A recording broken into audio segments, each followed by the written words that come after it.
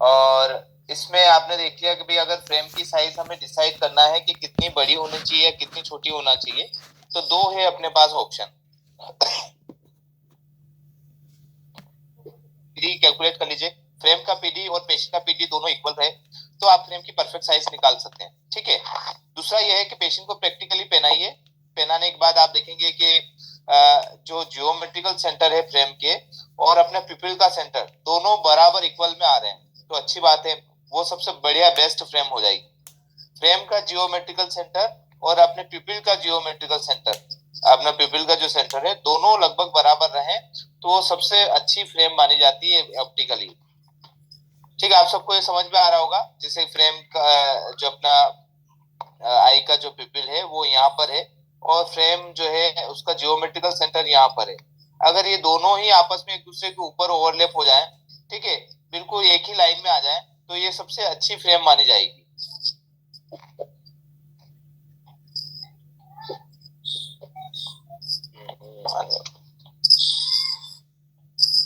अगर आपको इसकी अगर ये देखें अपन के भाई कितनी जो है चौड़ाई होना चाहिए, लेंथ कितनी होना चाहिए वर्टिकली, तो वर्टिकल में आप देखेंगे कि इसका आईब्रो से ऊपर नहीं जाना चाहिए और चिक को टच नहीं होना चाहिए, ये आपको ध्यान रखना है।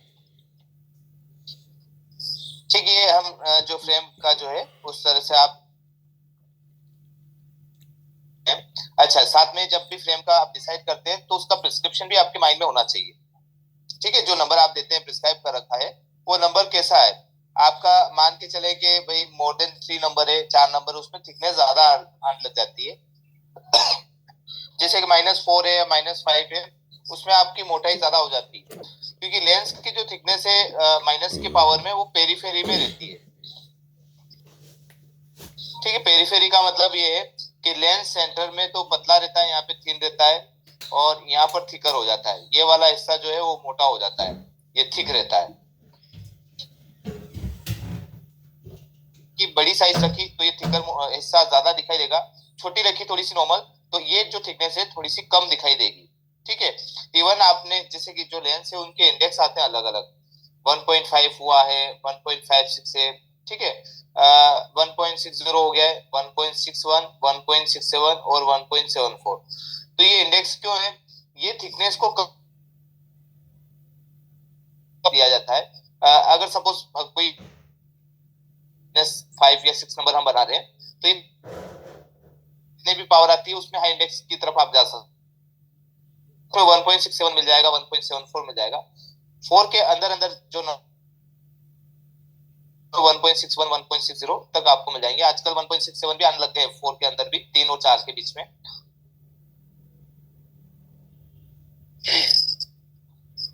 ठीक है, तो ये थिकनेस अगर आपको रिड्यूस करना है तो ये मोटाई कम हो जाएगी। अगर सपोज, हाँ वॉइस कट रही है किसी को,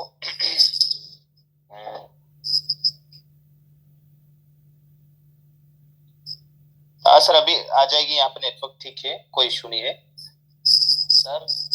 जी सर, आप कौन सी बुक से पढ़ा रहे हो? ये जो फ्रेम का मॉड्यूल है ना आपका, थर्ड मॉड्यूल। थर्ड मॉड्यूल जी, देखिए बेसिकली क्या है कि ये जो मैं आपको बता रहा हूँ ये आपका जो है बेसिक नॉलेज है, बाकी आपको थोड़ा सा और डिटेल में रीड करना है, बुक आप ओपन करेंगे तो उसमें और डिटेल से आपको मिल जाएगा। सर पेज नंबर बता देना है।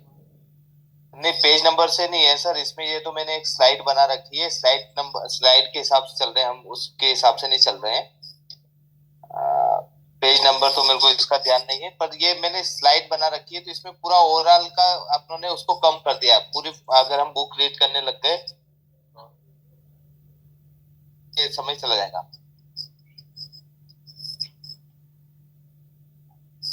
तो अभी बेसिक जो नॉलेज रहता है कि भाई हमें फ्रेम का सिलेक्शन किस तरह से करना रहेगा, वो बुक के अंदर आपको पूरा डिटेल से लिखा हुआ है। इसमें रहेगा कि भाई माइनस का नंबर थिकर रहता है इस तरह से, तो वो आपको समझना पड़ेगा बुक के सहारे। पर जो बुक का निचोड़ है, जो आप अगर उसको थोड़ा सा छोटा कर दें हम, तो ये बुक का जो निचोड़ हमने यहाँ पर जो है पीपीटी में ला रखा है।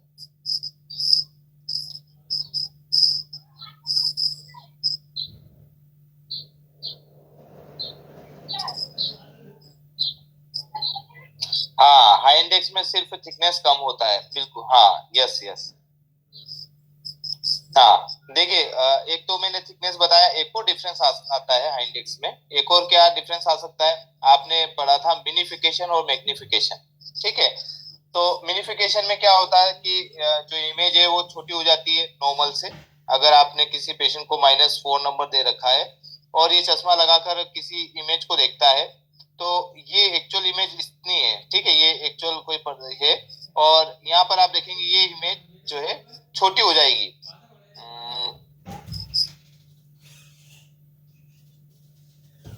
ये छोटी हो जाएगी, ये इमेज क्या है, छोटी दिखने लग जाएगी। नॉर्मल पर्सन को ये दिखेगा, ये नॉर्मल पर्सन है, और -4 वाले को ये इमेज दिखाई देगी। तो ये इमेज जो है अपनी एक्चुअल साइज से छोटी दिखाई देने लग गई, इसको हम बोलते हैं मिनिफिकेशन। ठीक है, इसको हम क्या बोलेंगे, मिनिफिकेशन।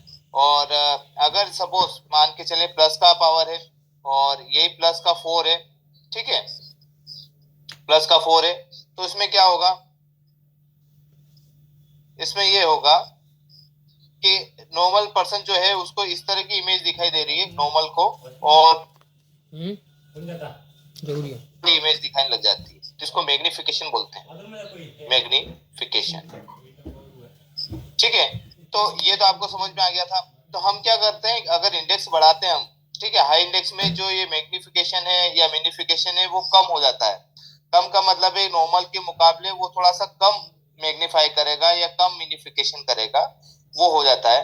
जैसे एस्फेरिक लेंस है, उनमें जैसे आप हाई इंडेक्स की तरफ जाएंगे तो एस्फेरिक लेंस बन जाते हैं। और एस्फेरिक लेंस की ये खासियत है कि जो मैग्नीफाई इमेज आपको दिख रही है नंबर की वजह से, वो थोड़ी सी और कम हो जाएगी।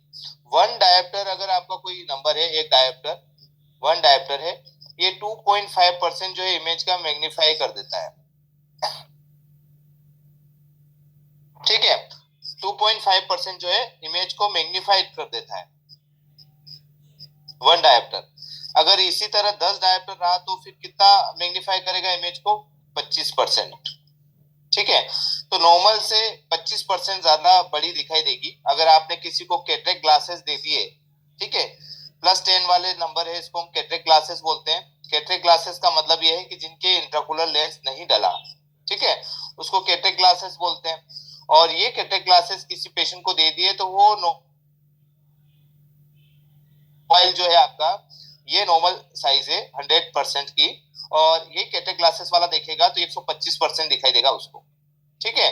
जैसे आप लैपटॉप के अंदर आप स्क्रीन को मैक्सिमाइज बड़ा कर देते हैं, जूम कर देते हैं, तो जूम 125% हो जाता है, तो वो +10 नंबर देखता है। ओके सर, ठीक, यहाँ तक आपको समझ में आ गया। तो ये जो है मिनिफिकेशन मैग्निफिकेशन के लिए भी काम करता है हाई इंडेक्स। तो हाई इंडेक्स में ये भी, अच्छा, हाई इंडेक्स का एक डिसएडवांटेज भी है। क्या है डिसएडवांटेज, जितना आप इसको इंडेक्स बढ़ाएंगे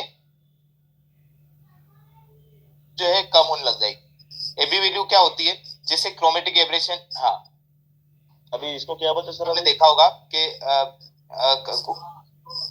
किसको, अब ये proportion size and weight of frames should be proportions to the body size and weight। ये जो फ्रेम का जो है बॉडी, और फ्रेम की जो बॉडी आपको दिख रही है उसके वेट के अनुपात में होना चाहिए। मतलब उतनी थिकर फ्रेम है और उसका वेट आपने ज्यादा ले रखा है तो उतना नहीं होना चाहिए, तो ये उसका अनुपात होना चाहिए। ओके,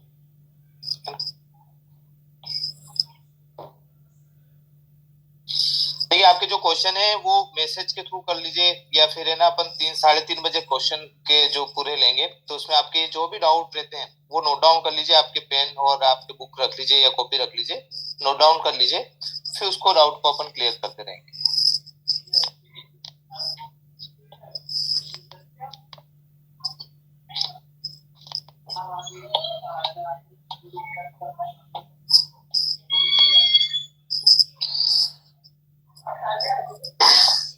देखिए, सुटेबल जो फ्रेम रहेगी वो शेप के अकॉर्डिंग आप करेंगे, कलर के हिसाब से देख सकते हैं। योर नोज, जो नोज है उसके अकॉर्डिंग फ्रेम का चॉइस करेंगे, आईज के अकॉर्डिंग चॉइस कर सकते हैं, हेयर लाइन के अकॉर्डिंग, तो ये अलग अलग जो एक्सपीरियंस है आपको धीरे धीरे आने लग जाएंगे कि भाई किसी की चेहरा इस तरह से है तो हमें इस तरह का फ्रेम देना चाहिए, ये ज्यादा सुटेबल रहता है, ठीक है। तो ये चीजें जो है धीरे धीरे आप इमेजिन करने लग जाएंगे कि इसमें कौन सा ज्यादा अच्छा सुटेबल रहेगा।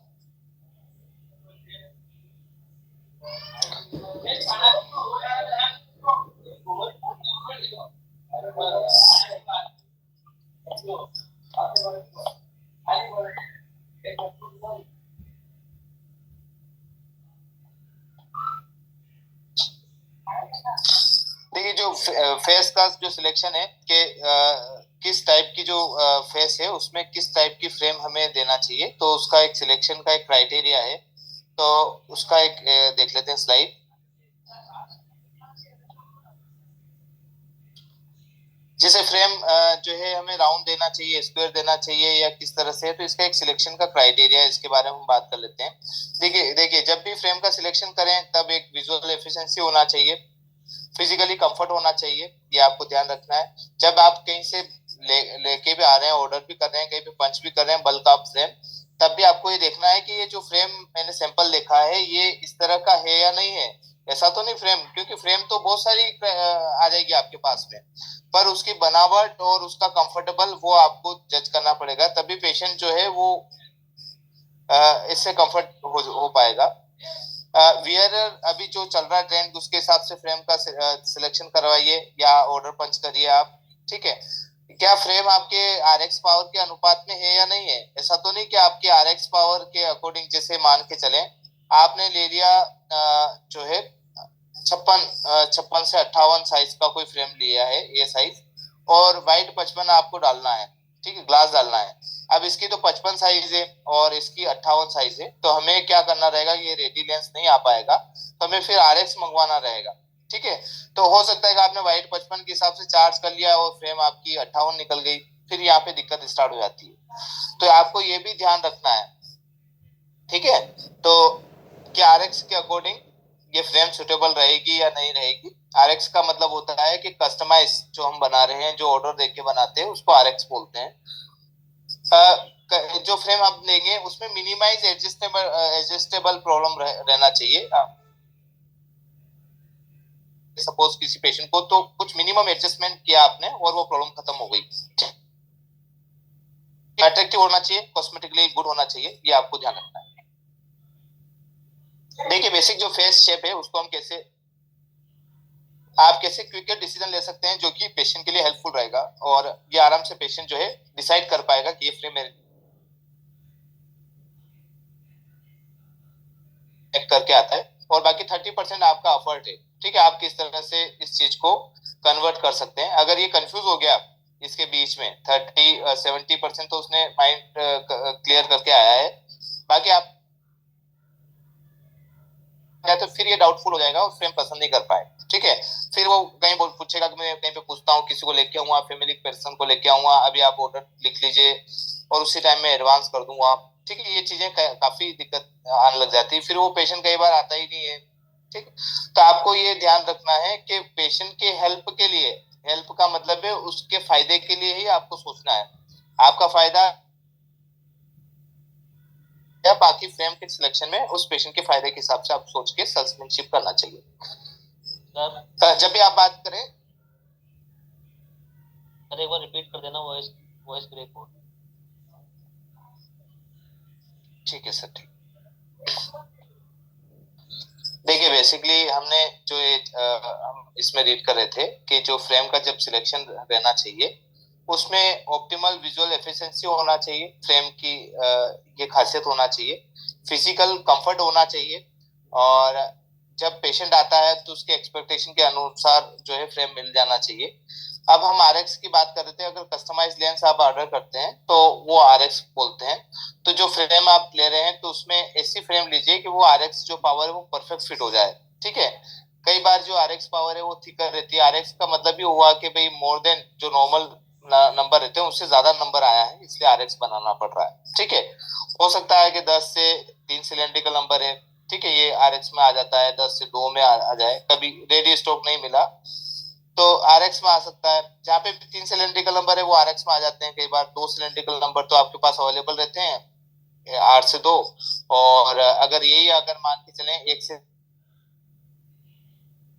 या 1 से 4 है या क्रॉस कंपाउंड हो गया, ऐसे नंबर जो है RX रहते हैं। तो ये फ्रेम के अंदर आराम से फिट हो पाएंगे या नहीं हो पाएंगे उसका भी आपको देखना है। डायमेंशन का मतलब है उसके डाया के हिसाब से हम देख सकते हैं। ऐसा कोई फ्रेम का देखिए कि वो उसमें कम से कम मिनिमम एडजस्ट करना पड़े और प्रॉब्लम सोल्व हो जाए।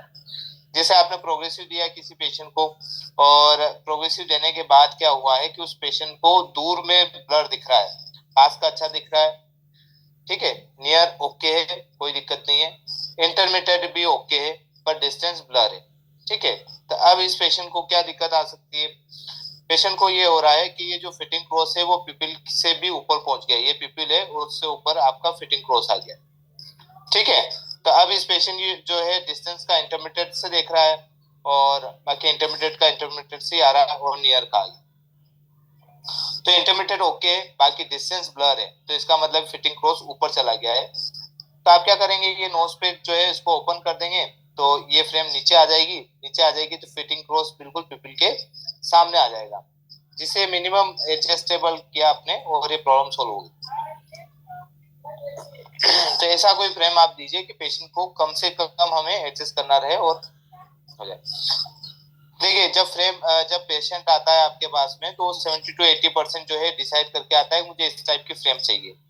बाकी 20-30% आप उसको पसंद करवाते हैं, उसके डीमेरिट मेरिट ये आप बताते हैं, एडवांटेज डिसएडवांटेज।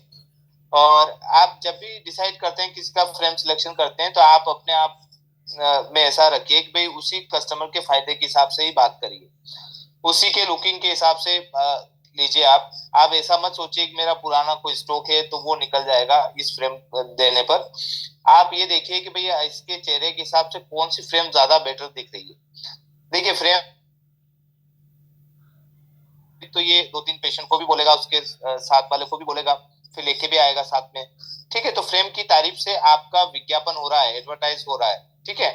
तो आप ऐसी कोई फ्रेम दीजिए कि पेशेंट को वो कैसा भी पर्सन हो जिसका चेहरा इतना ज्यादा अट्रैक्टिव नहीं है, और आपने फ्रेम का सिलेक्शन ऐसा किया है कि उसका चेहरा जो है और अट्रैक्टिव दिखने लग गया है, ठीक है। तो ऐसी कोई फ्रेम आप दीजिए। अच्छा, ज्यादा पूछ भी मत करिए पेशेंट को कि क्या आपको यही अच्छी लगी रही या यही रहे। आपको एक उसको डिसाइड करने के लिए एक समय दे दीजिए उसी समय कि आप देख लीजिए सर ये दोनों अच्छी लग रही पर मेरे हिसाब से ये ज्यादा बेटर है, और आपकी चॉइस है, ठीक है। तो आप उसको ये ज्यादा उसको पुश भी मत करिए, क्योंकि कंफ्यूजन होने के चांसेस हो ही रहते हैं। लास्ट एंडिंग पर कंफ्यूजन स्टार्ट हो जाता है, तो आपको कंफ्यूजन क्रिएट नहीं करना है। कंफ्यूजन ना रहे उसके लिए आप क्या कर सकते हैं कि पॉजिटिव एस्पेक्ट रखिए, हर चीज में पॉजिटिव चीजें बोलिए, आप उसमें नेगेटिव कोई थिंकिंग मत लेके आइए। अगर कोई फ्रेम पसंद आ रही उसको ना आपको ये आ रही तो भी उसमें भी आप पॉजिटिव ही बताइए उसको, ये भी ज्यादा अच्छी फ्रेम है, ये भी अच्छा लुक आ रहा है, और इसमें भी एक बेटर ऑप्शन ये भी है, ठीक है, बेटर ऑप्शन ये भी है, ये तो अच्छी लग रही है, पर आपको बोलने के तरीके को चेंज करना रहेगा जिससे फ्रेम का सिलेक्शन हो जाएगा। अच्छा, फेस शेप जो है उसको हम आइडेंटिफाई कैसे करेंगे, क्या क्या हमारे पास जो ऑप्शन है, तो हमें आइडेंटिफाई करने के लिए देखिए नॉर्मली जो चेहरे रहते हैं वो स्क्वायर रहता है, राउंड रहेगा, ओवल रहेगा और ट्राइंगुलर रहता है, ठीक है। ये स्क्वायर हो गया, इस तरह का स्क्वायर हो गया है, ये आपका राउंड हो गया है, ये ओवल हो गया है, ठीक है, और फिर उसके बाद आप देखेंगे ट्राइंगुलर हो गया है। तो इस तरह के चेहरे आपको मिलते हैं। अब इन्हीं से मिला जुला अगर ये दोनों मिक्स हो जाएंगे तो अलग कोई चेहरा बन जाएगा, ये अलग कोई चेहरा बन जाता है, ठीक है। तो मेनली जो है मेन इंपॉर्टेंट जो है वो 4 टाइप के फेस ही अकॉर्डिंग आपको फ्रेम का सिलेक्शन कराना है। देखिए जब भी फ्रेम का सिलेक्शन कराएंगे तो आपको एक एक्सपीरियंस हो जाएगा कि ये चेहरा जो है इस टाइप का है, तो वो एक्सपीरियंस किस तरह से आएगा कि आपको ये फोरहेड की लेंथ देखना है, ठीक है। ये फोरहेड की लेंथ कैसे देखेंगे हम कि यहाँ से जो हेयर टिप है जहाँ से हेयर स्टार्ट हो रहे हैं इसको हम फोरहेड की लेंथ बोलते हैं, ठीक है। उसके बाद यहाँ से जहाँ से हेयर यहाँ पे स्टार्ट हो रहे हैं यहाँ से लगाकर ये चिन जो लास्ट खत्म हो रहा है इसको फेस लेंथ बोलते हैं। चेहरा कितना लंबा है कितना चौड़ा है फोरहेड से हम पता कर लेंगे। और ये चिक बोन, ये यहाँ पे चिक बोन होते हैं, दिस इज अ चिक बोन। इसकी सहायता से भी आप चेहरे का पता लगा लेंगे कि इसकी ये कितना ज्यादा बड़ा ब्रॉड हो रहा है या इसकी लेंथ कम है। फिर इसके बाद आप देखेंगे यहाँ पे जॉ लाइन, ये यहाँ से यहाँ तक की लाइन को हम जॉ लाइन बोलते हैं, ठीक है।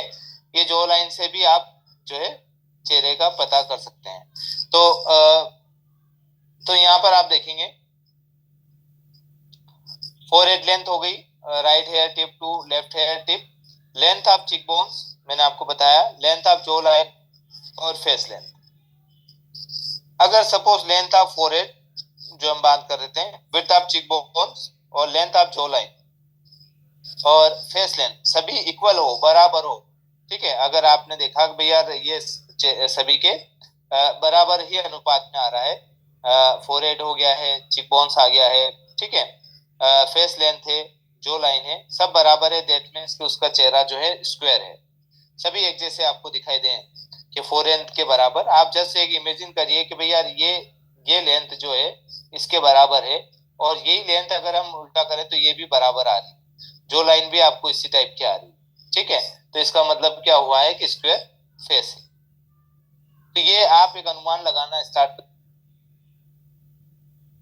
फेस लेंथ जो है ग्रेटर है विड्थ ऑफ चिक बोन से, फेस लेंथ जो है ज्यादा बड़ा है विड्थ ऑफ चिक बोन से, ये आप देखेंगे।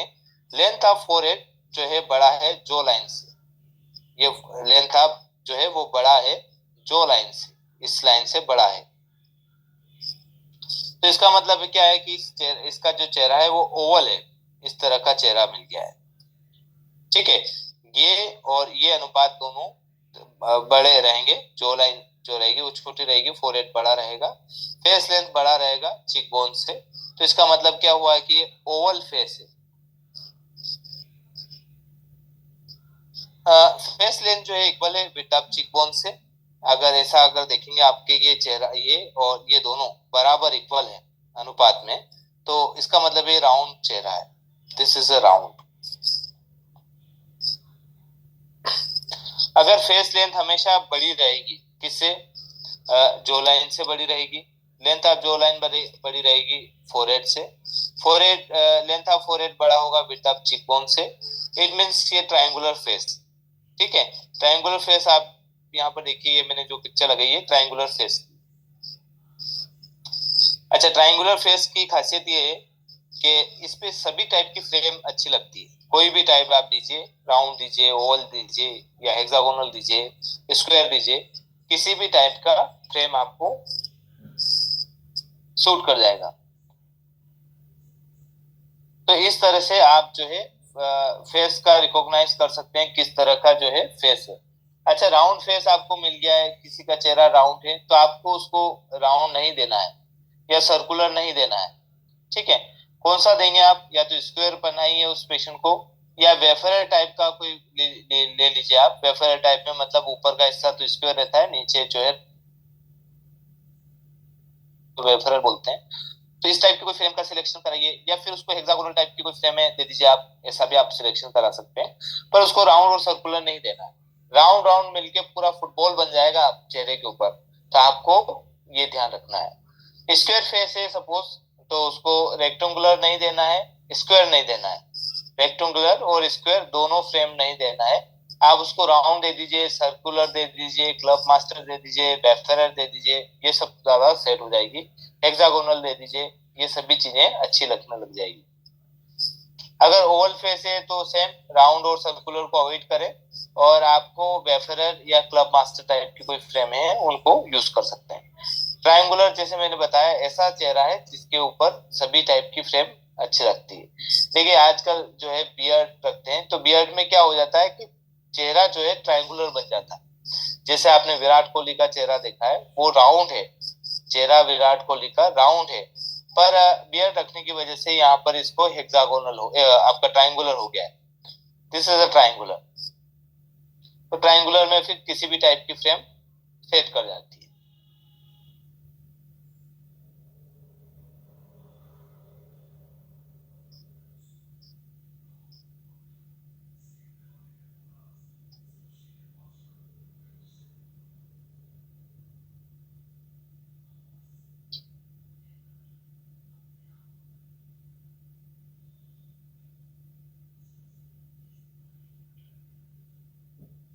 देखिए ये हिंजेस होते हैं, हिंजेस के बारे में हम बात कर रहे थे कल।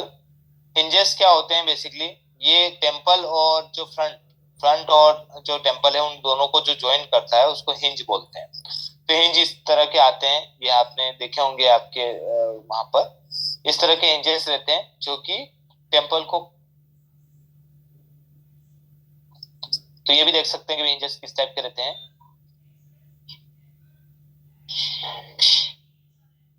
ये सुपरा वाली फ्रेम है, नायलॉन कॉर्ड जो रहती है बेसिकली यहाँ पर, इसमें नायलॉन जो है थ्रेड वो लगा हुआ रहता है। दिस इज सुपरा फ्रेम, आप सब यूज कर रहे होंगे सुपरा फ्रेम में, इसमें कोई इश्यू नहीं है। कॉम्बिनेशन ऑफ द फ्रेम, ये क्लब मास्टर टाइप की जो फ्रेम्स रहती है उसको कॉम्बिनेशन ऑफ द फ्रेम बोलते हैं, जिसमें प्लास्टिक और मेटल दोनों ही यूज करते हैं, जिसमें प्लास्टिक और मेटल दोनों ही यूज करते हैं। हाफ आई का मतलब ये होता है कि भाई ये ओनली रीडिंग के पर्पज से यूज करते हैं। हाफ आई का मतलब ये है कि ये जो हिस्सा है ये आधा ले लिया आपने, अगर इसको पूरा बढ़ाया जाए तो ये आपका जो है बाइफोकल की तरह पूरा ग्लासेस हो जाता है। तो इसका आधा हिस्सा हमने लिया है तो इसीलिए हम इसको हाफ आई बोलते हैं, जो कि ओनली रीडिंग के लिए ही यूज करते हैं।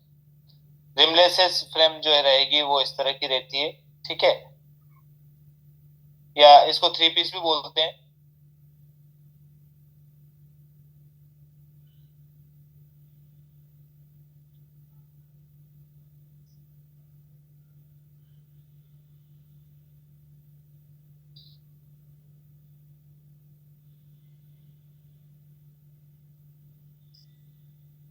हाँ, अमित जी का क्वेश्चन आया कि सर कस्टमर सबसे ज्यादा फ्रेम सिलेक्शन में ही टाइम लगाता है। हाँ बिल्कुल अमित जी, राइट बात है। देखिए इसमें आपकी जो है सेल्समैनशिप अच्छी होना चाहिए, जिसमें मान के चले कि 4 या 5 फ्रेम है, आप निकालिए उस पेशेंट की पसंद वाली और उसी के ऊपर काउंसलिंग करिए कि भाई ये ज्यादा अच्छी है, इसमें कलर मिल जाएगा, या उसके चेहरे के अकॉर्डिंग आपको सिलेक्शन कराना रहेगा। नहीं तो आजकल क्या है कि पूरा फोटो में देख लिया उसने, लेंस कार्ड पे देख लिया, फिर सब जगह देखने के बाद आपके पूरा परिपक्व हो जाता है पेशेंट, उसके बाद इसलिए वो टाइम लगाता है।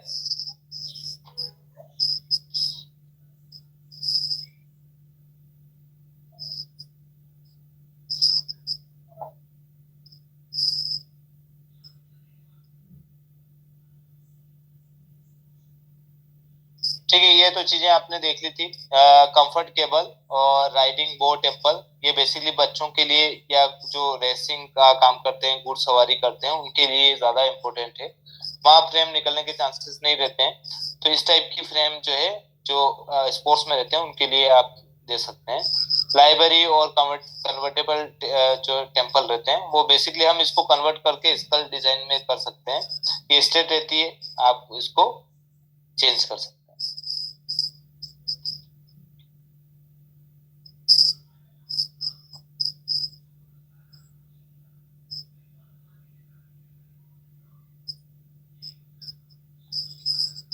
देखिए फ्रेम का जब आपने सिलेक्शन करा दिया है, अब उसके बाद फ्रेम का सिलेक्शन करने के बाद एक एडजस्टमेंट का रहता है, फ्रेम का फाइनल एडजस्टमेंट। ठीक है, फ्रेम आपने पसंद करा लिए, फ्रेम किस पर्पज से ले रहे हैं आप, सिंगल विजन के लिए ले रहे हैं, ठीक है, इसको एसवी बोलते हैं, या बायफोकल के लिए ले रहे हैं, या फिर आप प्रोग्रेसिव के लिए ले रहे हैं। तो जब भी फ्रेम का सिलेक्शन कराए तो आपके माइंड में ये भी होना चाहिए कि दूर के लिए सिंगल विजन के लिए ले रहा है या पास के लिए बायफोकल के लिए ले रहा है या प्रोग्रेसिव। तो आपके माइंड में ये होना चाहिए कि प्रोग्रेसिव के लिए हमें ये वर्टिकल हाइट ज्यादा चाहिए, ठीक है, मतलब बी साइज जो है हमें ज्यादा चाहिए। ए साइज तो कोई इशू नहीं है, ए साइज तो टेम्पल के हिसाब से आप डिसाइड कर लेंगे, बी साइज ज्यादा चाहिए बायफोकल और प्रोग्रेसिव में। तो जब भी आप फ्रेम का सिलेक्शन कराते हैं तब आपको ये ध्यान देना। अच्छा, ये फ्रेम का जो एडजस्टमेंट रहता है उसमें of face adjustment, on face adjustment, दो तरह के एडजस्टमेंट रहते हैं। तो हम पहले ऑफ फेस फेस जो एडजस्टमेंट उसकी बात कर लेते हैं। तो यहाँ पर आप देखेंगे जिंग, temple spread, pantoscopic angle, temple fold angle, pad angle, face form, 4 point touch. जब भी पेशेंट को आपने चेहरे पे लगाया नहीं उसके पहले आप पेशेंट से पहले उसके पहले आप जो एडजस्टमेंट करते हैं उसको ऑफ फेस एडजस्टमेंट बोलते हैं। अब जैसे जैसे आप यहाँ पर देखेंगे जिंग, जिंग का मतलब होता है ट्विस्ट हो गई फ्रेम। ट्विस्ट का मतलब है एक हिस्सा तो अंदर की तरफ चला गया, दूसरा हिस्सा बाहर की तरफ चला गया है, इसको ट्विस्ट बोलते हैं। अब इसमें अगर आप यहाँ से देखेंगे तो ये समझ में आ जाएगा, सामने से देखेंगे इतना समझ में नहीं आए, तो ये ट्विस्ट हो गया है। तो इसको हम कैसे क्या कर सकते हैं, इसमें देखिए क्या क्या दिक्कत आएगी पेशेंट को। ये तो हमने ज्यादा बताया आपको कि इतना ट्विस्ट कर लिया, माइनर ट्विस्ट भी रहता है, ठीक है, जिसमें क्या होगा, एक तो ये आपने देखा, ये यहाँ से जैसे किसी की आई है और यहाँ आपका लेंस लगा हुआ है चश्मे का, ठीक है। अब इन दोनों के बीच की जो दूरी रहती है कोर्निया से lens surface, posterior surface of the lens to anterior surface of the cornea, ठीक है, पोस्टीरियर सरफेस ऑफ लेंस, ठीक है, to anterior surface of cornea, इन दोनों के बीच की दूरी को हम क्या बोलते हैं, वर्टेक्स डिस्टेंस। क्या बोलेंगे, वर्टेक्स डिस्टेंस, इन दोनों के बीच की दूरी को हम वर्टेक्स डिस्टेंस बोलते हैं। तो देखिए ट्विस्ट होने की वजह से वर्टेक्स डिस्टेंस यहाँ पर कम हो गई और यहाँ पर बढ़ गई, ठीक है। यहाँ पे हो सकता है कि 12 mm है या 10 mm रहेगी। तो वर्टेक्स डिस्टेंस का भी काफी जो है फ्रेम के अंदर दिक्कत वाला है। अब क्या होगा कि जैसे कई बार आपने देखा होगा कि किसी पेशेंट को आपने +1.25 दिया है, ठीक है, सवा नंबर दिया है किसी पेशेंट को। अब यहाँ पर आप देखिए कि ये पेशेंट जो है सवा नंबर लगाकर आराम से रीड कर रहा था इस चश्मे को, ये नोज है उसकी, और ये आराम से रीड कर रहा था, और जैसे इसकी एज थी 41 या 42 के समथिंग, अब ये 45 की एज का हो गया। अब ये चश्मा काम नहीं करेगा तो पेशेंट क्या करता है, इसको थोड़ा सा और आगे खिसका के रख लेता है, यहाँ पर रख दिया, नोज के आगे रख दिया है, अब ये चश्मा काम करने लग गया। तो जैसे आपने वर्टेक्स डिस्टेंस बढ़ा दी है प्लस के पावर में, तो चश्मे का पावर बढ़ गया है, ठीक है। अब ये सवा नंबर नहीं रह गया, ये 1.5 नंबर की तरह काम करने लग गया है, क्योंकि आपने थोड़ा सा आगे खिसका के रख दिया है। तो उसी तरह यहाँ पर आप देखिए जो वर्टेक्स डिस्टेंस आपने जो है कम कर दी, तो प्लस की पावर कम हो जाएगी। हो सकता है ये आपने 3 नंबर दे रखा है प्लस का और आपने वर्टेक्स डिस्टेंस अंदर कर दी, हो सकता है 2.25 या 2.5 नंबर की तरह ही काम करे, ऐसा हो सकता है। और इसको अगर ज्यादा बाहर कर दिया तो हो सकता है 3.5 नंबर की तरह काम करे। तो ये भी वर्टेक्स डिस्टेंस की वजह से आपकी पावर कितनी भी अच्छी आपने रिफ्लेक्शन कर रखा है वो भी गलत हो सकता है। तो फ्रेम का सिलेक्शन में आपको ये भी ध्यान रखना है। आप इसको किस तरह से सही कर सकते हैं, सही करने के लिए आपको या तो प्लास्टिक की जो फ्रेम है उसमें इस तरह से दिखता है, मेटल की फ्रेम में आपको इस तरह से दिखता है।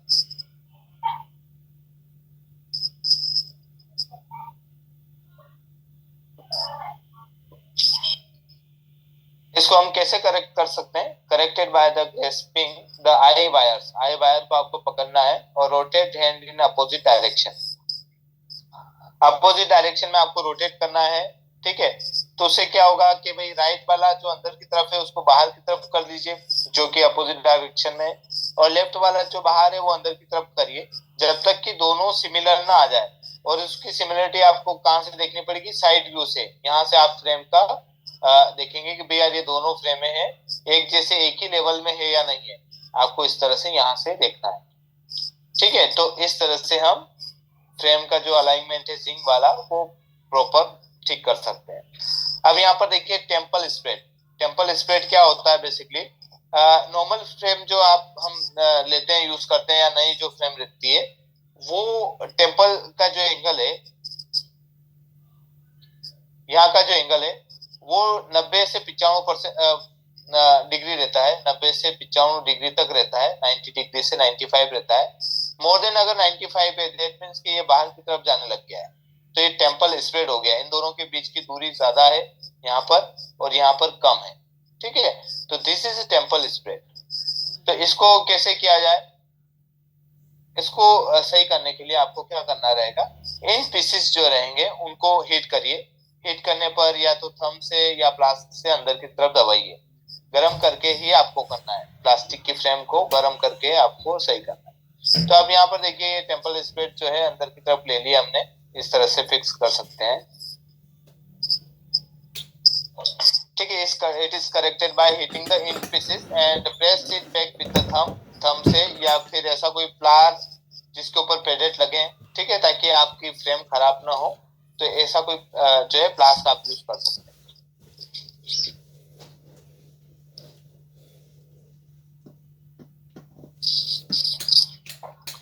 साथ में हम देखेंगे पेंटोस्कोपिक एंगल। पेंटोस्कोपिक एंगल क्या होता है बेसिकली, जैसे आपने जो फ्रेम देखी है, और ये कोई फ्रेम है मान के चले, यहाँ पर इस तरह की रखी हुई फ्रेम, ठीक है। अब यहाँ पर एक एंगल देखिए आप, ये वाला, ठीक है, यहाँ पर जो एंगल दिख रहा है वो आप देखिए, ये इस तरह का। अब अगर ये 0 डिग्री पर है, 0 डिग्री का मतलब है कि इस पे कोई भी एक्सिस एंगल नहीं है, ठीक है। तो ये न्यूट्रल है, ठीक है, तो इसको ऑर्थोस्कोपिक एंगल बोलते हैं, ठीक है। और अगर ये बाहर की तरफ चला जाए, ये एंगल और बाहर की तरफ ऐसे हो जाए, ऐसी फ्रेम चली जाए, तो इसको बोल रेट्रोस्कोपिक,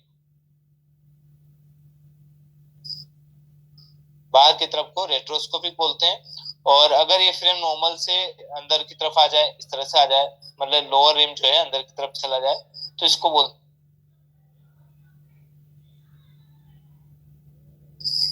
ठीक है, पेंटोस्कोपिक एंगल। तो दो एंगल मैंने बताया, रेट्रोस्कोपिक एंगल और पेंटोस्कोपिक एंगल। अगर ये अपोजिट डायरेक्शन में, ये न्यूट्रल है, यहाँ पर 0 है, और ये 5 डिग्री बाहर की तरफ चला गया, ये 5 डिग्री अंदर की तरफ आ गया, ठीक है, तो इसको हम 5 डिग्री अंदर आ गया तो इसको पेंटोस्कोपिक टिल्ट बोलेंगे, और बाहर की तरफ चला गया तो इसको रेट्रोस्कोपिक टिल्ट बोलेंगे, ठीक है। 0 से ऊपर नीचे आप देखेंगे तब आपको ये समझ में आता है। तो हमें क्या है कि लोअर रिम को जो है टिल्ट करना है आपके चेहरे की तरफ, क्लोज टू फेस, जहाँ चीख है उस साइड आप इसको,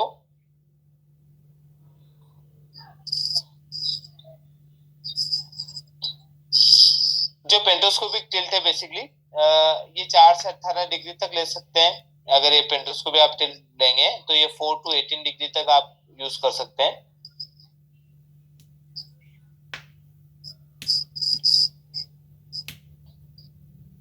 अच्छा, इससे क्या फायदा मिलता है? एक तो आपकी विजुअल एक्यूटी जो नियर की है वो इंक्रीज हो जाती है, मतलब उसका विजुअल फील्ड जो है इंक्रीज हो जाता है नियर का, और डिस्टेंस में भी वर्टेक्स डिस्टेंस कम हो जाती है, जिससे क्लियरिटी और बढ़ जाती है। तो नियर का विजुअल फील्ड इंक्रीज हो जाता है पेंटोस्कोपिक टिल्ट देने से। तो अगर कोई पेशेंट ऐसा कोई आता है जिनके पास में दिक्कत आ रही है, दिक्कत का मतलब है उसको पूरा क्लियर नहीं दिख रहा है, कुछ कुछ मतलब कुछ स्पॉट टाइप से दिख रहा है, बाकी पूरा फील्ड नहीं दिख रहा है, तो आप उसको पेंटोस्कोपिक टिल्ट दे सकते हैं, ठीक है। ये आपका ऑर्थोस्कोपिक हो गया है, और ये आपका रेट्रो हो गया है, ये पेंटो हो गया है, ठीक है। तो इस वाली फ्रेम में क्या दे रखा है, ये पेंटोस्कोपिक टिल्ट दे रखा है, अंदर की तरफ जो है रिम को कर रखा है। नेक्स्ट है आपका टेम्पल फोल्ड एंगल, ठीक है। टेम्पल फोल्ड एंगल का मतलब ये है कि जब भी आप इस फ्रेम को क्लोज करते हैं, बंद करते हैं, तो ये जो टेम्पल है ये एक दूसरे के ऊपर ओवरलैप हो जाते हैं, ठीक है। ओवरलैप हो गए तो ये एक दूसरे के ऊपर ओवरलैप होने की वजह से न्यूट्रल दिखाई देंगे। और ये ओवरलैप कहाँ पे होते हैं, इसका सेंटर कहाँ है, ब्रिज के सेंटर के पास में, ठीक है। ब्रिज के सेंटर पे ये बिल्कुल ही मान के चले 0 ओवरलैपिंग रहती है, बिल्कुल सीधे स्ट्रेट आ जाते हैं, तो इसको टेम्पल फोल्ड एंगल बोलते हैं। तो जब भी आपके पास में कोई पेशेंट आता है तो उसको ये फ्रेम जो है उसकी फ्रेम को एक बार बंद करके देखिए कि इसमें टेम्पल फोल्ड एंगल प्रॉपर है या नहीं है, ठीक है। तो टेम्पल फोल्ड एंगल आप इस तरह से देख सकते हैं।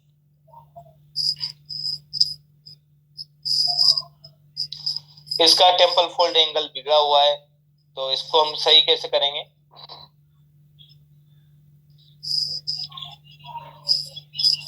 सही करने के लिए आपको क्या करना है कि यहाँ से इस किसी प्लास्टिक से पकड़िए और इसको रोटेट करिए अपसाइड, ऊपर की तरफ। जिसे आप रोटेट करेंगे और एक दूसरे के ऊपर ओवरलैप हो जाएंगे। फिर एक बार ओपन करके 4 पॉइंट टच भी चेक कर लीजिए कि फ्रेम लगाने के बाद ये फ्रेम आपने हिस्सा खड़ा किया है, तो ये 4 पॉइंट टच इसके आराम से आ रहे हैं, तो ये भी आप देख लीजिए। Just second.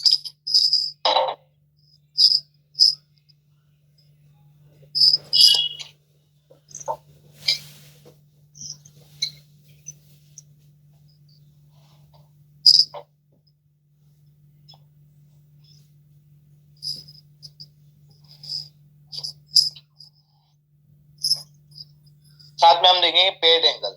ठीक है, ये जो फ्रेम आप जैसे ही रखते हैं और उसमें देखते हैं हम, ये जो नोज पेड है इसके बारे में हम बात कर रहे हैं, पेड एंगल। तो पेड एंगल में आप देखेंगे फ्रंटल रहेंगे, एस प्ले रहेंगे और वर्टिकल। ठीक है, फ्रंटल जैसे आपने फ्रेम सामने रखी और रखने पर आपको जो एंगल दिखाई दे रहे हैं, जैसे आपके सामने ये फ्रेम है और फ्रेम में आप देखेंगे एक लाइन आपने यहाँ पर ड्रॉ कर दी जो कि एक राइट एंगल पर एक वर्टिकल लाइन है 90 डिग्री पर। उसके बाद आपके पास में जो ये एंगल बनता है, ये यहाँ पर एक लाइन ड्रॉ करी इसके सहारे, नोज पेड के सहारे, तो ये जो 20 डिग्री का आया है इसको हम बोलेंगे फ्रंटल एंगल। तो दोनों तरफ फ्रंटल एंगल रहना चाहिए प्रॉपर। तो हम क्या करते हैं कि ये जो नोज पेड है इसको रिम के सहारे टर्न कर देते हैं। ये नोज पेड जो है रिम के सहारे सहारे चलना चाहिए।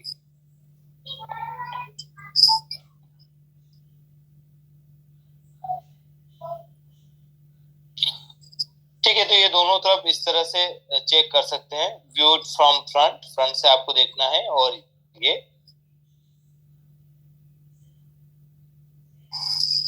S play angle.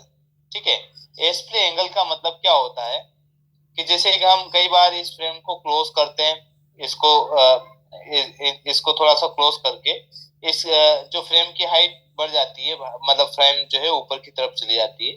जैसे आपने ये वाले क्लोज कर दिए, यहाँ पर इतना पास में लेके आ गए, तो ये फ्रेम ऊपर की तरफ चली जाती है। ठीक है, तो यही इसको कम किया तो फ्रेम नीचे की तरफ आ जाती है, इसको एस प्ले एंगल बोलते हैं। अब यहाँ पर आप मेजरमेंट करिए इस प्ले एंगल को, ये जितना आप एंगल बढ़ाएंगे उतना क्लोज होना स्टार्ट हो जाता है।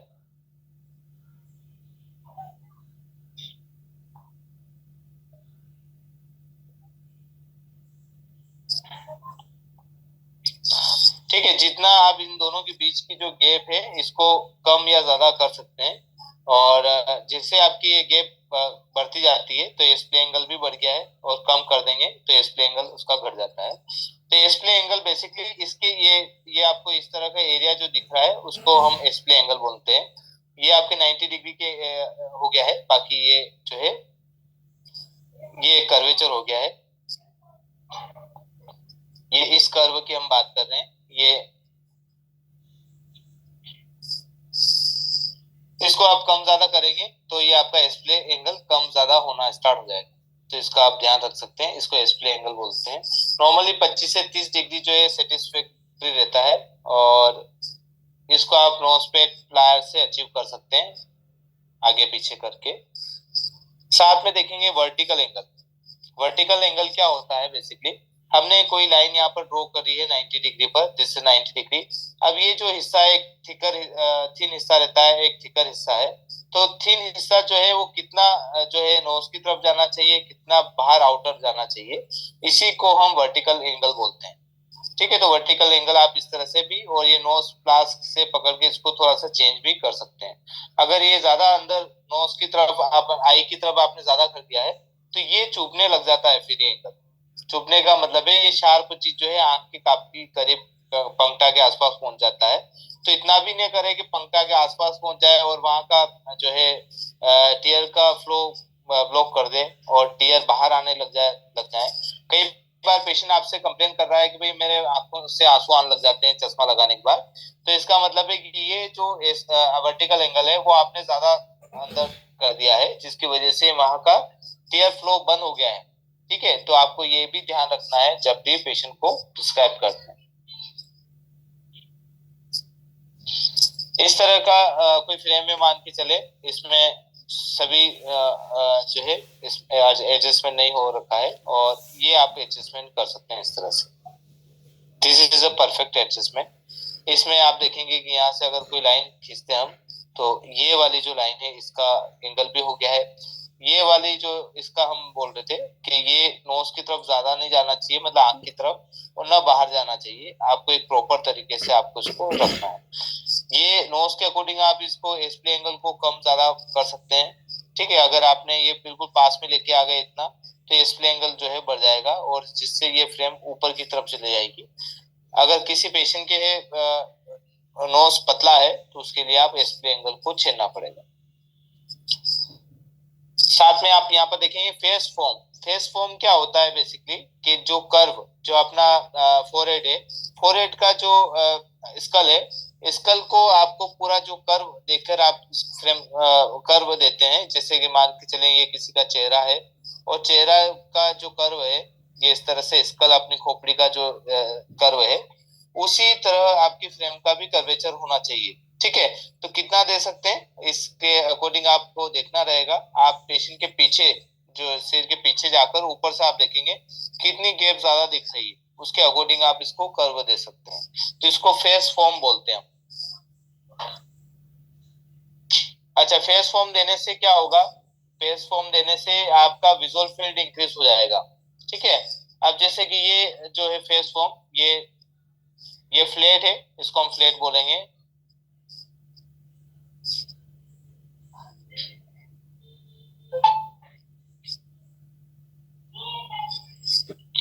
ये फ्लैट हो गया है और ये पॉजिटिव है और ये नेगेटिव। इसको नेगेटिव फेस फॉर्म बोलते हैं, इसको पॉजिटिव फेस फॉर्म बोलते हैं। जो अंदर की तरफ, सॉरी, ये अंदर, इसको पॉजिटिव फेस फॉर्म बोलते हैं। ये बाहर की तरफ जो कर्व है उसको नेगेटिव फेस फॉर्म बोलते हैं। ठीक है, ये नेगेटिव है, ये वाला जो है वो नेगेटिव है। पॉजिटिव करने के लिए आपको क्या करना पड़ेगा? ये अंदर की तरफ लेके आना पड़ेगा इस तरह से, ये बीच का इतना गैप आ गया। ठीक है, तो हम पॉजिटिव फेस फॉर्म को करना है, हमें नेगेटिव नहीं करना है, पॉजिटिव करना है। अच्छा, विजुअल फील्ड क्या होता है इसके बारे में हम एक बार और डिस्कशन कर लेते हैं। बीच में हमने बात की थी इसकी। देखिए, जैसे कि आपकी आईज है, ठीक है, ये नोज है। अब यहाँ पर ये आपका पिपिल वाला हिस्सा हो गया है, कॉर्निया हो गया है। अब क्या करते हैं, हम किसी ऑब्जेक्ट को दिखा रहे हैं। यहाँ पर कोई ऑब्जेक्ट है, इसको देख रहा है कोई पेशेंट। अब ऑब्जेक्ट को देख ही रहा है, यहीं पे देखते हुए आसपास की चीजें उसको दिखाई देती है। ठीक है, जैसे मान के चले ऊपर जो है वो पेशेंट 60 डिग्री तक का देख सकता है। अगर यहाँ से कोई लाइन ड्रॉ करेंगे तो 60 डिग्री तक ऊपर देख सकता है।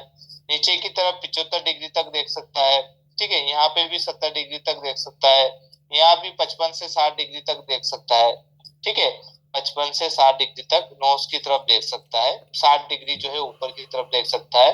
70 डिग्री टेम्पोरल की तरफ देख सकता है। 70 से 75 डिग्री आपके नीचे बॉटम की तरफ देख सकता है। तो इसको विजुअल फील्ड बोलते हैं। ठीक है, ये क्या हुआ है? Visual field.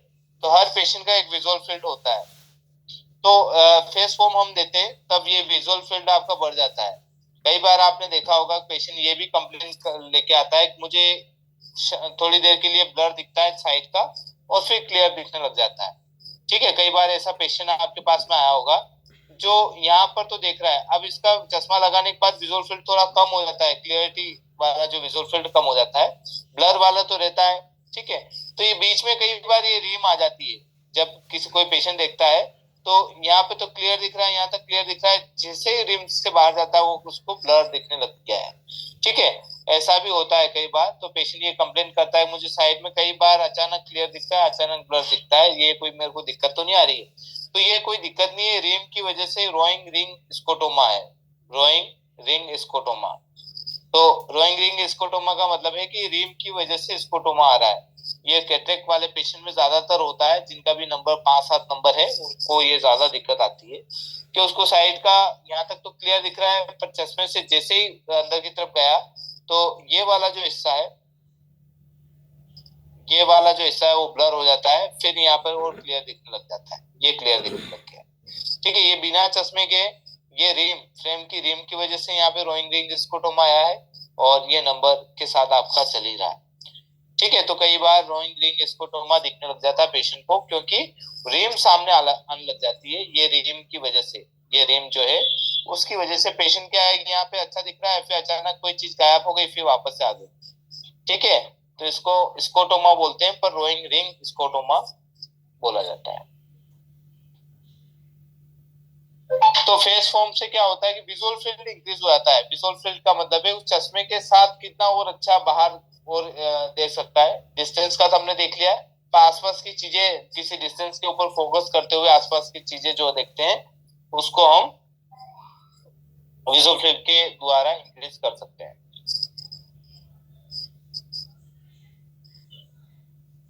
फेस फॉर्म को आप प्लायर के थ्रू कर्व कर सकते हैं। जैसे फेस फॉर्म देंगे आप तो इसका विजुअल फील्ड जो है अच्छा इंक्रीज हो जाएगा। 4 पॉइंट टच क्या होते हैं बेसिकली, जिससे आपके पास में कोई कस्टमर फ्रेम लेके आया, आपने उसको उल्टा रख दिया। उल्टा का मतलब है कि ऑफ फेस रख दिया आपने। अब यहाँ पर देखेंगे एक पॉइंट ये हो गया है, दूसरा पॉइंट ये हो गया है, तीसरा पॉइंट ये हो गया है, चौथा पॉइंट ये है। हमेशा फ्रेम को इन्वर्टेड रख के जो है आपको चेक करना चाहिए। अगर आपने इसको सीधा रख के चेक किया तो हो सकता है कि जिसमें दिक्कत आ रही थी उस पेशेंट ने उसको बेंड ज्यादा कर दिया है, पर वो तो एक जैसे दिखने लग गया है। आपने अगर इसको सीधा करके 4 पॉइंट टच किया है तो वो उसमें कोई क्लियरिटी नहीं रहेगी। उल्टा करके देखेंगे आप तो यहाँ पर जो है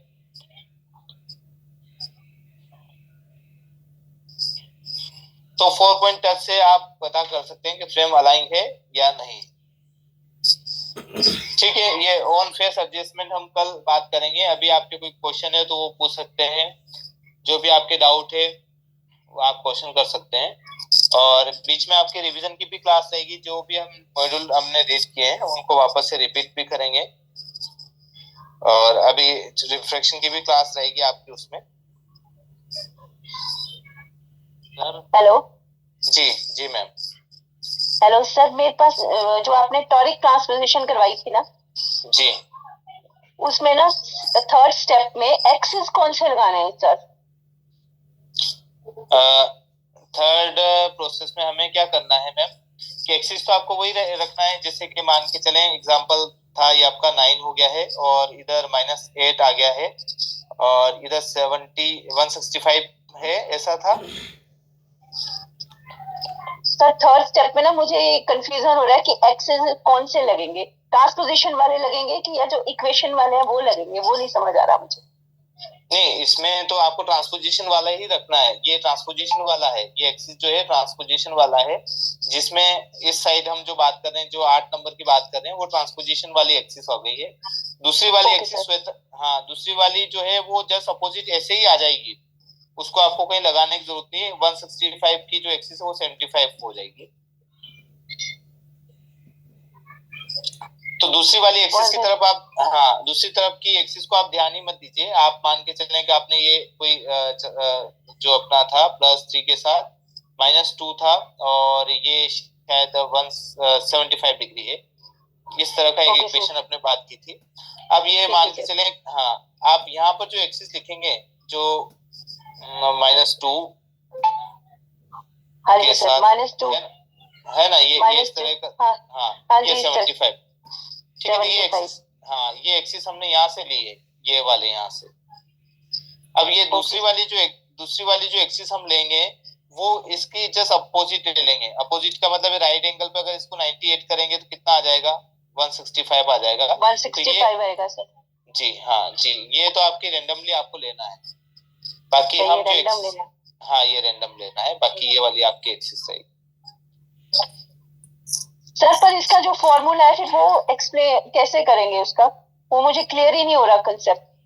नहीं, जैसे कि जैसे सर मैंने ना इक्वेशन ली +2 spherical upon +4 cylinder 180 degree axis base curve है +4 सिलेंडर, इसको आपको कन्वर्ट करना पड़ेगा माइनस फॉर्म में।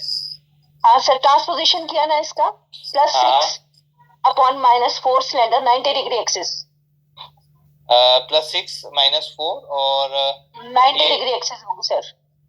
ये 180 ली थी अपनों ने ना पहले, हाँ, 180 थी। अब हाँ, तो ये आ गया, हाँ, +6 से -4 आपकी 90 डिग्री आ गया है। ठीक है, और बेस सर, बेस कर्व है इसका -5 हमने बेस कर्व ले लिया है। ठीक है, हाँ, फर्स्ट स्टेप ये हो गया सर। फर्स्ट स्टेप ये हो गया ना सर। सेकंड स्टेप इसमें स्फेरिकल पावर ऐड करेंगे बेस कर्व में, तो +7 हो जाएगा सर। जी, तो हम इसमें आ जाएगा आपका +6 यहाँ पर है और यहाँ पे हम डिडक्ट करेंगे ये, और यहाँ पर आपका -5 बेस कर्व आ जाएगा और इस तरह का इक्वेशन आ जाएगा। जी सर। ठीक है, और ठीक है सर। ठीक है, अब यहाँ आगे चल के हम यहाँ पर अगर बात करेंगे तो ये माइनस ये और ये दोनों मिलके प्लस बन जाएंगे। तो प्लस हाँ आ जी, जाएंगे, सर। 11 आ जाएगा, 11 आ जाएगा सर। है ना। अब यहाँ हाँ पर जी। हम हाँ नीचे की तरफ हम जाएंगे तो ये -4 यहाँ पर सिल है, -4 है, वही वाला हाँ, सिल हमने यहाँ -4। पे हाँ है ना। हाँ जी सर। और हाँ जी। ठीक है, और यहाँ पर हम ऐड करेंगे और ये -6 जो माइनस कौन सा 5 बेस का है आपका, 5 ठीक है। बेस, हाँ जी। हाँ, और यहाँ पे 90 डिग्री आ गया है। अच्छा, ये वाला लेना है सर, ट्रांसपोजिशन हाँ वाला, ट्रांसपोजिशन वाला लेंगे ना सर हम? हाँ जी जी, ठीक है। और नेक्स्ट, हाँ हाँ, हाँ, यहाँ तक क्लियर हो गया सर, यहाँ तक यहाँ क्लियर हो तक गया जी। क्लियर हो गया है। अब क्या हाँ हुआ जी। है कि एक मेरे ये हम पोस्टर सरफेस की हम बात करें, एक मेरिडियन तो 90 डिग्री पे है, तो दूसरी हाँ जी मेरिडियन कितने डिग्री पे रहेगी? सर, 180 पे। 180 पे। तो 180 पे हम यहाँ पे -5 का बेस का यहाँ पे भी लिख देंगे, ओके सर। ठीक है। 180 में, हाँ जी सर। हाँ, अब क्या हुआ है कि यहाँ पर भी आप देखेंगे कि ये माइनस, ये माइनस और ये माइनस मिलके प्लस हो जाएंगे, तो माइनस का 9 ठीक है। सिलेंडर आ जाएगा 90 डिग्री, ठीक, हाँ जी सर। और यहाँ पे -5 रहेगा 180 डिग्री। 180 ये डिग्री। जी, तो हमें जो टूल्स चाहिएगा -9 का टूल्स चाहिए 90 डिग्री पर, -5 का चाहिए 180 डिग्री पर। 180 डिग्री पे सर।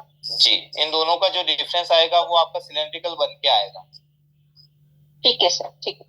ठीक है। ठीक है आगे सर। समझ हाँ, हाँ जी सर, वही क्लियर नहीं हो रहा था सर, एक्सेस कौन से लगाने हैं। जी वो जी, मैं ओके। 180 लगा रही थी ना, तो वो क्लियर नहीं आ रहा था सर। हाँ हाँ, right right, okay. Thank you sir, thank you. Thank you ma'am. हाँ सर, किसी का एक और किसी का क्वेश्चन था आई थिंक।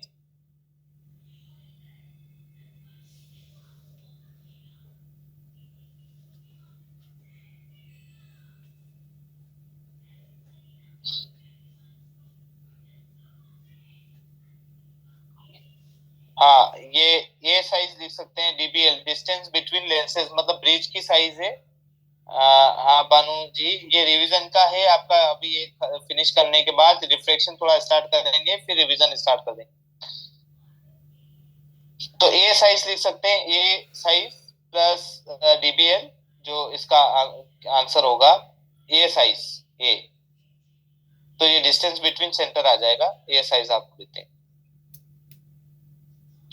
चंदन जी बोल रहे भाई रेट्रोस्कोपिक एंगल और पेंटोस्कोपिक एंगल बता देंगे। हाँ, तो रेट्रोस्कोपिक देखिए बेसिकली क्या होता है कि जैसे आपकी कोई फ्रेम है यहाँ पर, दिस इज योर फ्रेम, ये इस तरह की कोई फ्रेम है आपके पास में, तो हम क्या देखते हैं कि ये वाला जो एंगल है इसकी हम बात कर रहे हैं, ठीक है। अगर ये जो एंगल है यहाँ पर हम एक जीरो एंगल मान के चले, यहाँ पर देयर इज नो एंगल, ठीक है। ये ऑर्थोस्कोपिक, इसको ऑर्थोस्कोपिक बोलेंगे, जहाँ पे कोई भी एंगल नहीं है, जीरो है, न्यूट्रल है, उसको ऑर्थोस्कोपिक एंगल बोल देंगे।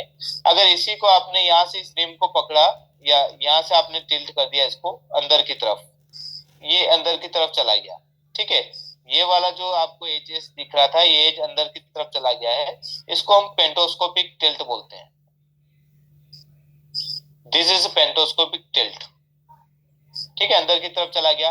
अब ये 5 डिग्री से लगा के आप 20 डिग्री तक का पेंटोस्कोपिक टिल्ट दे सकते हैं। नॉर्मली कोई फ्रेम आप परचेस करेंगे उसमें 2-3 डिग्री का पेंटोस्कोपिक टिल्ट आता ही। किसी पेशेंट के दिक्कत आ गई भाई कि बाइफोकल में उसको दिख नहीं रहा है, विजुअल फील्ड उसका इतना इंक्रीज नहीं हो पा रहा है नियर का, तो उसके लिए हम पेंटोस्कोपिक टिल्ट और बढ़ा सकते हैं, ठीक है। फिर कई बार ऐसा रहता है कि जो ऑप्टिकल सेंटर मार्क किया है वो काफी जो है ऊपर की तरफ चला गया या नीचे की तरफ चला गया है, तो हम क्या करते हैं इसको पेंटोस्कोपिक टिल्ट को थोड़ा सा बाहर की तरफ कर देते हैं। तो बाहर की तरफ करने को हम रेट्रोस्कोपिक टिल्ट बोलते हैं। बाहर की तरफ का मतलब है एटमॉस्फेयर की तरफ, और ये आंख की तरफ, दिस इज आई की तरफ मूवमेंट करेंगे टुवर्ड्स आई, और ये आउटर बाहर की तरफ हम करेंगे टुवर्ड्स एटमॉस्फेयर। तो ये आपका पेंटोस्कोपिक टिल्ट और रेट्रोस्कोपिक टिल्ट हो गया है।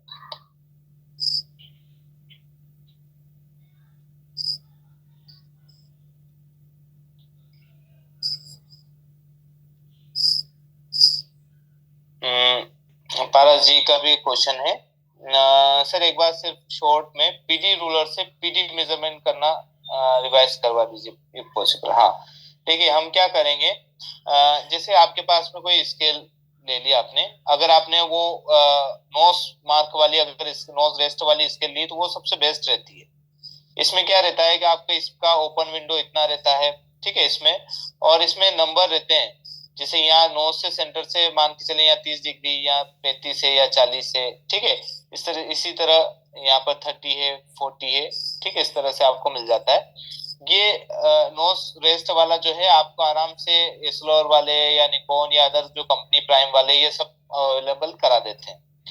तो इससे क्या है, एक मोनोकुलर पीडी लेना सबसे आसान तरीका है, और इसको आपको किसी तरह पकड़ सकते हैं। इस हाथ से पकड़ेंगे तो आप यहाँ पे रख सकते हैं, फिर इसको उल्टा करेंगे तो इधर से भी पकड़ सकते हैं आप, ये सबसे बेस्ट तरीका है।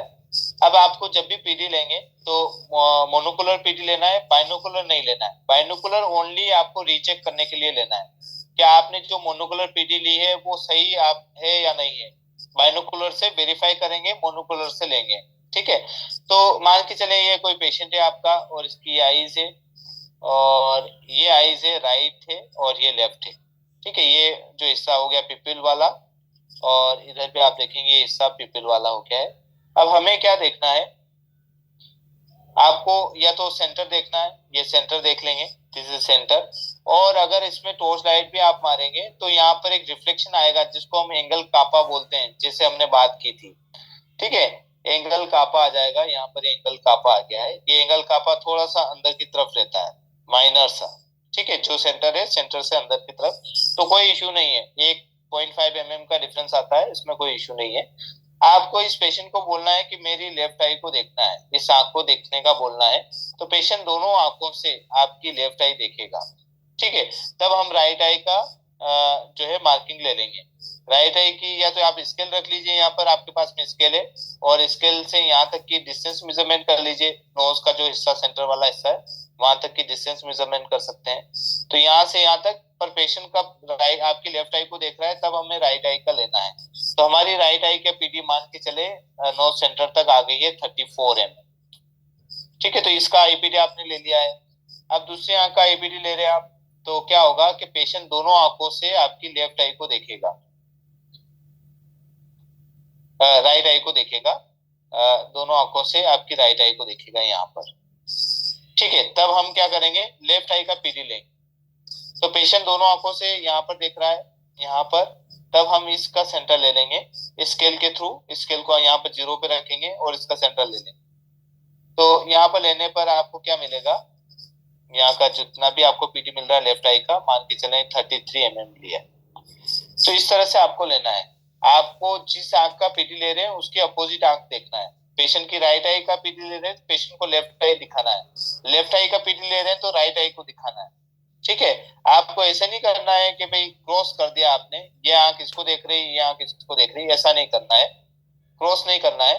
आपको जिसे लेफ्ट आई है, लेफ्ट आई के सामने वाली आंख का ही पीडी लेना है, राइट आई के सामने वाले आंख का ही पीडी लेना है, बशर्ते पेशेंट को बोलिए कि मेरी राइट आई को देखिए जब हम लेफ्ट आई का पीडी ले रहे हैं, ये ध्यान रखना है, और कहीं पे कोई इश्यू नहीं आता है। हाँ, इसका बाइनोकुलर पीडी 67 होगा, बिल्कुल राइट, बहुत बढ़िया, एक्सीलेंट। बाइनोकुलर पीडी इसका 67 होगा। तो हम क्या करेंगे, अब दूसरा तरीका ये हो जाएगा, इस पेशेंट को वापस उसी तरीके से आप दिखाएंगे पेशेंट को, ठीक है। अब पेशेंट की स्केल आप यहाँ पर रखेंगे, 0 पे रखेंगे, और पेशेंट को लेफ्ट आई दिखाएंगे, और स्केल को विदाउट मूव नहीं करना है स्केल को, और फिर आप राइट आई को दिखाने लग जाएंगे, ठीक है। यहाँ से यहाँ पर आ जाइए आप।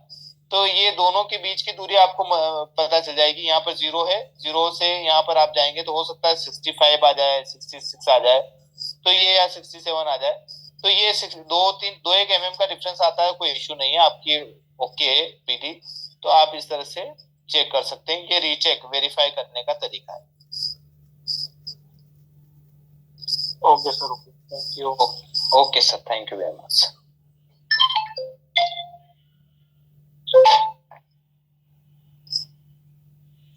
और किसी का कोई क्वेश्चन है तो आप पूछ सकते हैं।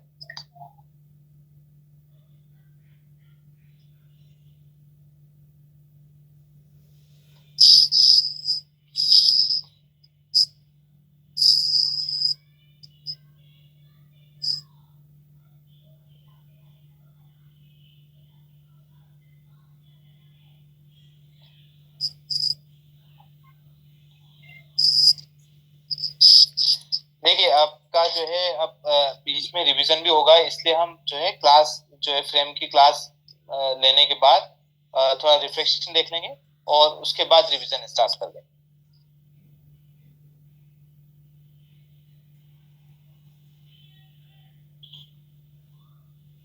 हाँ, बॉक्सिंग सिस्टम एक बार और रिवीजन कर लेते हैं, बिल्कुल।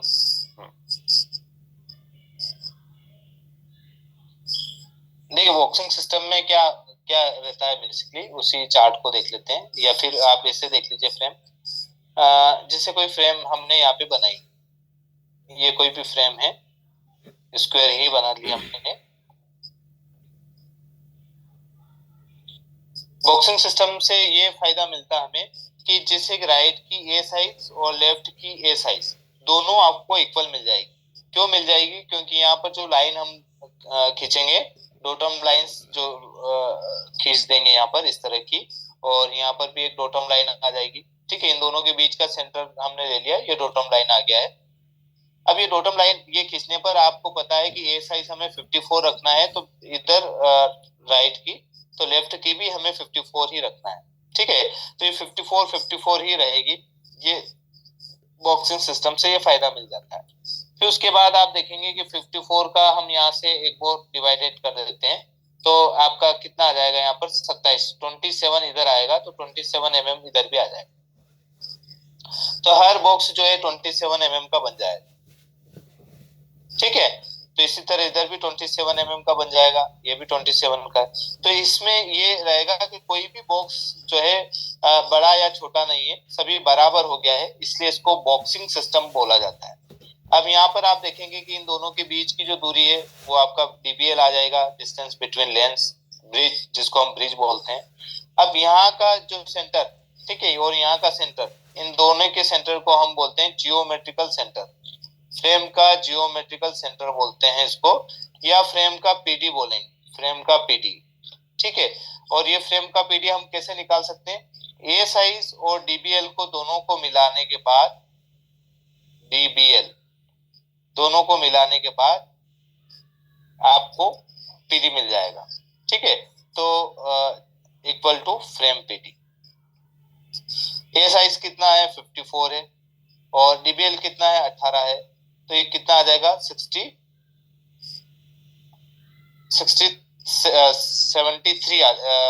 72 आ जाएगा।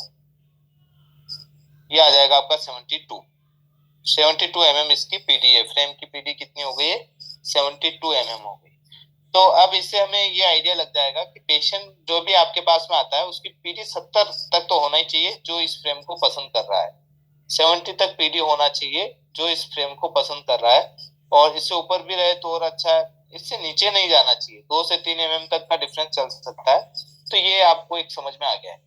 साथ में आप और क्या समझ सकते हैं इसमें? ये समझ सकते हैं कि ये यहाँ से यहाँ तक का जो हम मेजरमेंट करेंगे, ये इफेक्टिव डायमीटर आ गया है। This is a effective diameter.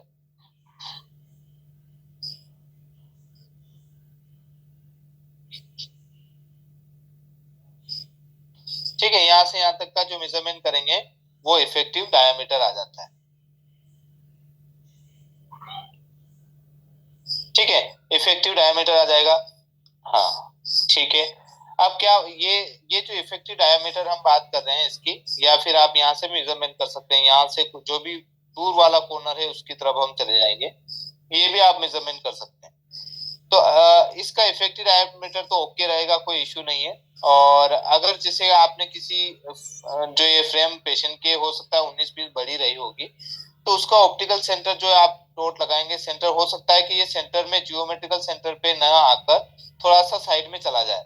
ठीक है, जैसे कि इसका जो जियोमेट्रिकल सेंटर फ्रेम का यहाँ पर है, और आपका जो जियोमेट्रिकल सेंटर वो यहाँ पर आ गया है।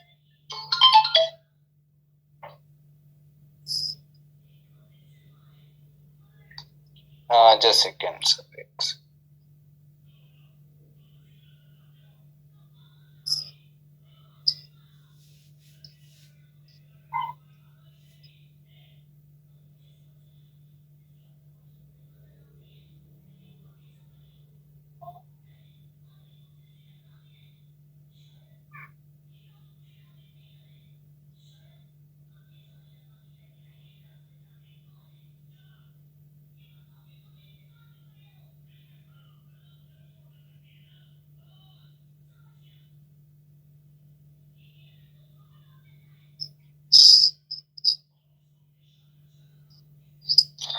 ठीक है, हो सकता है आपका इफेक्ट जो है सेंटर यहाँ पे आ जाए, इतनी दूर यहाँ पे भी आ सकता है।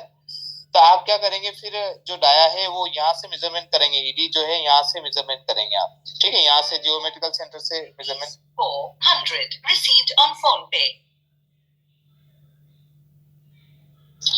ठीक है, तो यहाँ से आप मेजरमेंट करेंगे इतनी दूरी का, जिससे क्या होगा कि आपका ऑप्टिकल सेंटर परफेक्ट आएगा। तो हमने मान के चलें यहाँ पर 32 आया, 32 mm का, तो हम ईडी का एक फॉर्मूला है वो उसको लगाएंगे, dia equal ED into 2 plus 2, ये 2 जो है ग्रूव के लिए लिया है, तो ईडी मान के चलें 32 थी, इंटू 2 करेंगे और प्लस 2 कर देंगे, तो ये आ जाएगी 66। तो हमें 66 का डाया चाहिए अगर आपका यहाँ पे सेंटर यहाँ पे आया है, ठीक है, अगर सेंटर यहाँ पे आया है तो 66 डाया चाहिए। तो इस तरह से आप ईडी के थ्रू डाया निकाल सकते हैं। इतने ही डाया वाला लेंस आपको मंगवाना रहेगा। अगर आपने छोटा डाया मंगवा लिया, मान के चलें 54 डाया मंगवा लिया एग्जांपल के लिए, 54 डाया आ गया आपके पास। अगर ये 54 डाया में आपने ऑप्टिकल सेंटर मार्क कर दिया यहाँ पर, अब ये मार्क करके अगर आप यहाँ पर लगाएंगे तो यहाँ पर कॉर्नर छूट जाएंगे आपके, ठीक है। ये जो डाया मंगाया था आपने 54, उसका ऑप्टिकल सेंटर यहाँ पर है, इसके अकॉर्डिंग तो ये परफेक्ट फिट हो जाएगा। अगर आपको सेंटर में लगाना है तो ये लेंस फिट हो जाएगा, पर यही यहाँ पे सेंटर लेके अगर लगाना है तो हो सकता है कि आपको यहाँ पर कॉर्नर छोड़ना पड़े, मतलब गैप आ जाएगी आपकी, तो इसका बड़ा ही साइज आपको मंगवाना है।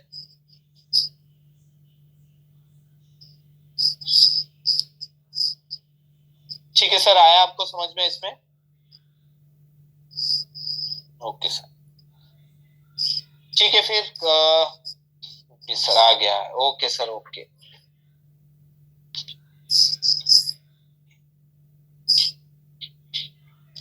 ठीक है, तो आज की क्लास यहीं फिनिश करते हैं। कल जो है थोड़ी और फ्रेम्स की क्लास है, उसके बाद थोड़ा रिफ्लेक्शन ले लेंगे, फिर एक बार रिवीजन स्टार्ट कर देंगे, और रिवीजन करने के बाद फिर वापस से रिपीट कर देंगे।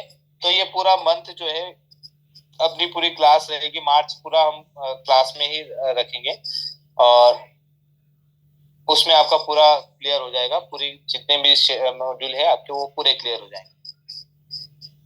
सर, जो फ्रेम के ऊपर लिखा होता है साइज वगैरह, उसपे 63, 18 एंड 140 ऐसे कुछ लिखा होता है, तो 18 तो हमारा ब्रिज का साइज हो गया जी, एंड जो बाकी दो है वो ऊपर बता देंगे। हाँ, ये 53 आपका जो ए साइज जिसको मैं बोल रहा था, बात कर रहा था, इस फ्रेम में जो लेंस डलेगा वो 53 डाया का होना चाहिए। दर्पण डाया का लेंस आप इसके अंदर फिट कर सकते हैं। 53 का मतलब ये हुआ है। 18 ये आपकी ब्रिज की साइज हो गई है। 134 जो है बेसिकली लेंथ है, टेम्पल लेंथ, 134 mm की लेंथ है जी, टेम्पल लेंथ। ठीक है sir? Okay sir, okay sir, okay, welcome. ठीक है, आज की क्लास यहीं फिनिश करते हैं। ठीक है Saraswati ma'am? Yes, sir. Okay ma'am. Okay Paras sir, ठीक है, थैंक यू ज्वाइन करने के लिए। बानू सर आपको भी थैंक यू। हाँ, thank you Jayesh ji, thank you very much. Thank you sir. Thank you sir. Thank you ma'am. Okay sir.